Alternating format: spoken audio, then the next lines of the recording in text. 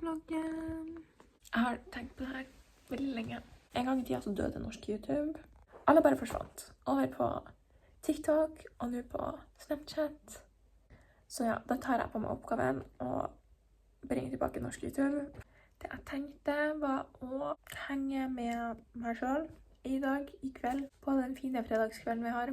Jeg vil egentlig filme det, for at jeg har en sånn greie at jeg gjør mer hvis jeg liksom skal vise det frem. Så planen er, jeg skal dusje, trene, dusje, sette på mer vaskemaskin, og jeg må lage mer mat i dag. Så er det litt sånne andre ting som jeg har lyst til å gjøre. For jeg har lyst til å se en film, og de var liksom strekke imens.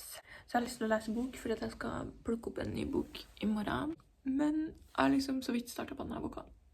Så jeg må lese litt i det. Og så skal jeg skrive litt i min dagbok om ting som jeg ikke har skrevet om ennå, som er ganske viktig. Jeg har så mye jeg vil gjøre, det er helt sykt. Og så er det sånn, jeg har liksom veldig mye fritid. Og jeg er ganske mye alene. Men så er det sånn, jeg bare gjør ingenting. Så jeg skal ikke fortelle dere hva jeg har gjort liksom alle de timene jeg har vært våken nå. Jeg var på bruktbutikksted. Det kan jeg ha med Olf. Jeg har vært våken siden før klokka 8. Klokka er nå 7. Hold fra... Jeg var ute i dag, skulle sende et par pakker. Folk hadde handlet på Finn og på Tice fra meg, så jeg måtte sende pakker. Hater å gjøre det. Så var jeg liksom innom Fredteksten, for det var veldig nært, ikke sant, mens jeg var ute. Så da fant jeg denne t-skjorta her. Jeg vet ikke helt om jeg likte... Altså, de armene på den var litt rar, men samtidig var jeg sånn... I think it's good. Fant i barneavdelingen. Der finner man de beste tingene. Så... Den buksen er egentlig for stor til meg, men det var sånn... De hadde sånn artig broderi bak på lomma. Det er på beina. Så står det så mye som venstre dansefot og høyre dansefot. Så var jeg sånn, ok, I need it. Ja, den sitter på uten å skli av, men jeg tror sånn halve ræva mi henger ut. Nå har jeg funnet frem klærne jeg skulle vaske. Og jeg tenkte jeg skulle vise frem denne greia. Jeg har brukt marked for noen uker siden, og da tvang Dina meg til å kjøpe dette skjortet. Blir det sick. Det er egentlig veldig kult, men så er det sånn litt rart. Når skal jeg bruke det? Men jeg var litt sånn solgt, fordi at jeg har en annen topp, som også er i sånn brun velurfløyel, I don't know hva det heter. Jeg liker å snakke om klær, ok? Så da kjøpte jeg det skjortet her. Jeg skal hive de klærne på vask. I'm gonna take you with me, of course. Jeg skal også tidligere i dag. Så jeg er godt i gang. House tour. Her er hybelleiligheten min. Jeg har altså, hva heter det, vaskemaskin på kjøkkenet. Deilig, sikkert hygienisk det, jeg vet ikke. Jeg bor her egentlig med en annen, men hun stakk av. Så jeg bor alene resten av sommeren egentlig. Så skal jeg flytte hjem til Alta. Eller flytte ut herfra. Fær til Alta med alle tingene jeg gjør. Så vil du på en måte si at jeg flytter hjem. Ja, her kjører jeg i gang med en life update mens jeg fikser det her. Altså, jeg skal bare være hjemme i 2-3 uker. Så drar jeg til Costa Rica. Sjukt. Jeg skal skaffe meg 30 studiepoeng. Bruke alt for mye penger. Leve livet. Lære espanjol. Jeg hadde ikke dratt dit hvis jeg ikke hadde hatt et halvt 4 år. Jeg skal i militæret. Jeg har ikke lyst til det, men shit happens. Mens jeg er her resten av sommeren, så jobber jeg på sykehjem. Koselig. Eller, jeg vet ikke. Altså, jeg er ferdig med opplæringsvaktene mine, men jeg er sånn, er jeg klar for det? I don't know. Og så har jeg litt fridager. Jeg har lyst til å bare utforske Trondheim til sitt fulleste. Bare sånn at jeg har sett det, og liksom kan stå bak det faktum at jeg har bodd her i snart 3 år. Nå har jeg stått på klær, og ordnet med lagringsplass på den telefonen min. Uansett. Neste på lista var at jeg skulle gjøre min workout. Jeg har gjort sånne pilates at home video greier. Jeg skippet det i går fordi at jeg var litt opptatt, og så ble det skikkelig sent, så jeg var sånn, nei. Så jeg må gjøre 2 greier i dag. Ok, er dag 24 og dag 25 igjen av hele denne lista. En som full body workout, så en som stretch and strength. Det får dere faktisk ikke se, for det hadde vært embarrassing. Yes, I'm the fool.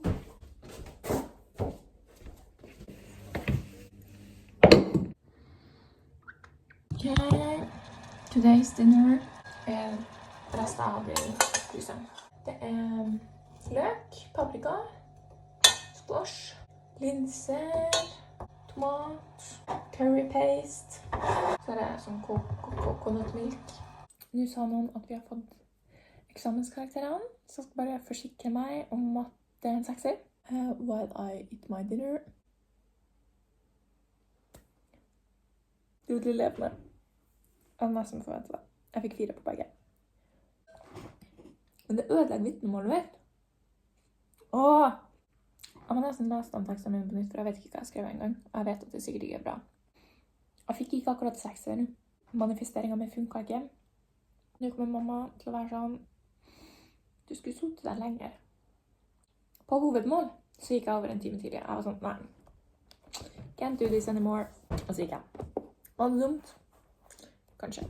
Altså, jeg har jo ikke planer for livet, så jeg sånn, jeg skjønner ikke hva jeg skal være så skuffet for, på en måte. For det er ikke sånn at jeg trenger 6-er i alle fag. Jeg har ikke nærmere 6-er i alle fag. Jeg tror jeg har sånn 2 6-er.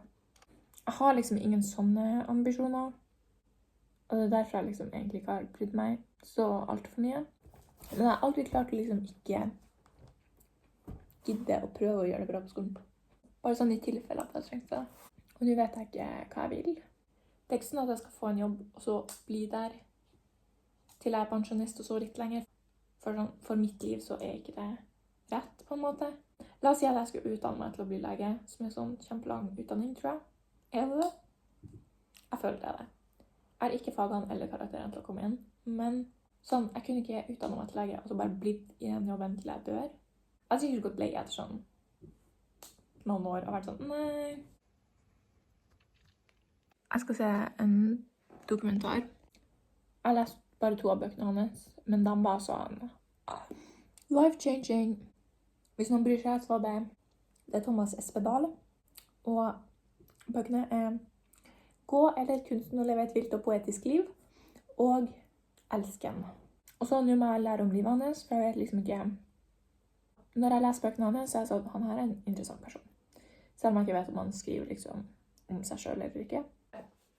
Jeg skal bare rante litt om den filmen og sånn. For den er 40 minutter. Jeg vet liksom ikke om jeg fikk noe ut av det. Det minner meg litt om bøkene hans, for det er liksom fint å være i det. Men samtidig så er det, jeg vet ikke, han er litt rar. Av og til blir jeg litt sånn irritert på måten han snakker på og er om ting. Jeg tror jeg må lese mer av bøkene hans for at den skal gi mening. Klokka er 11:30. Så jeg tenker egentlig at jeg skal begynne å legge meg snart. Du er så pen. Housewear. Vi har Taylor Swift her. Så jeg strikketøyet mitt oppå her, men det må jeg flytte. Good morning. Klokka er sånn 11. Jeg skal lage meg frokost. Te. Og så skal jeg lage noe brød, egg. Det er sånn 17 grader ute. Så skal jeg lese etterpå. Jeg satt ute, spiste, snakket med min søster som ringte meg for å plage meg. Og så har jeg lest, men jeg er ikke lei, og det er enda fint vær ute, så jeg må være ute. Så jeg skal gå ut, og så skal jeg skrive in my diary.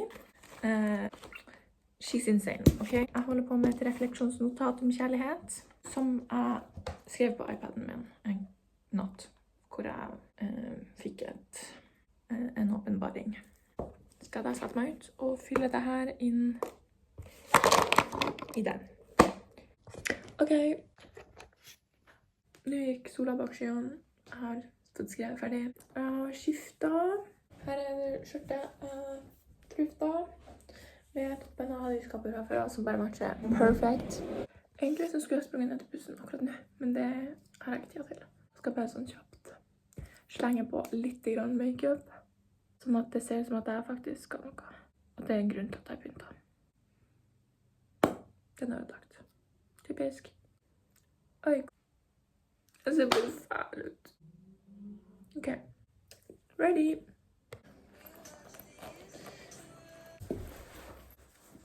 Sånn. Let's go.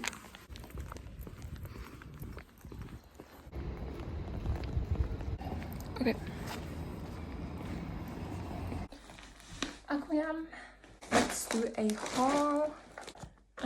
Boka jeg hentet er «Og så kommer regnet» av Anniken Jørgensen.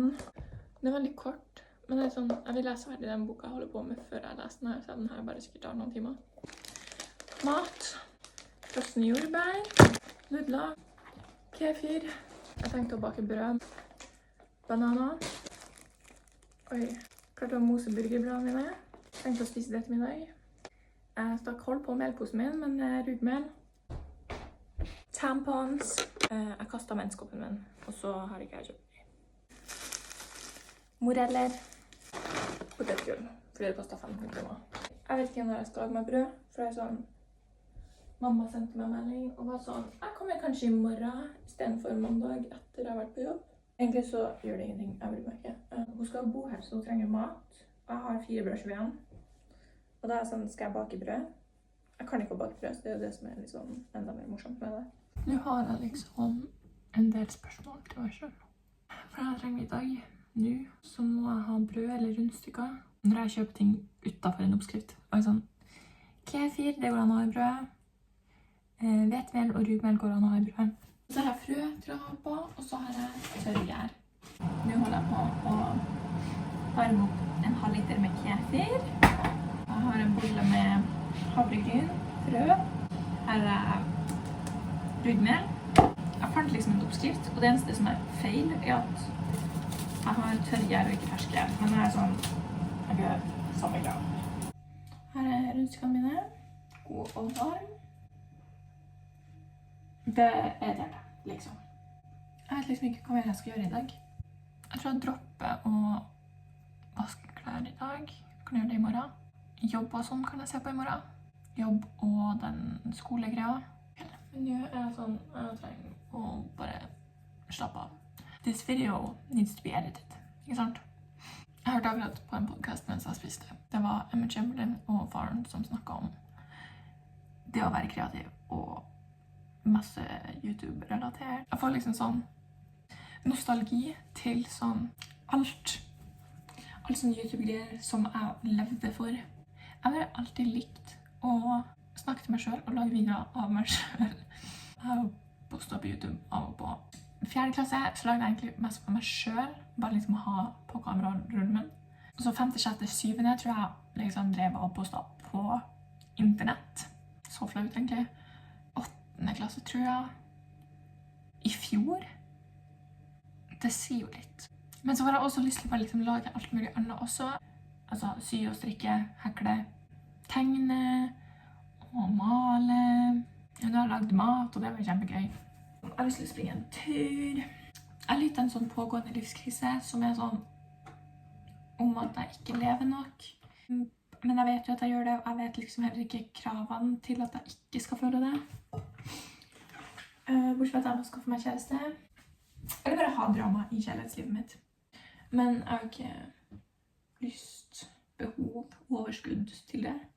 Men jeg tror kanskje det bare løst problemet om jeg liksom hadde vært mindre scrolle gjennom alle appene jeg har. Jeg tror jeg er ferdig nå, for at resten av tingene jeg vil gjøre i helga er på en måte ikke så verdt å dele. Anyway, I think I'm done. Vi ses kanskje, hvis jeg gidder å keep up with this. The only mistake that we didn't make was run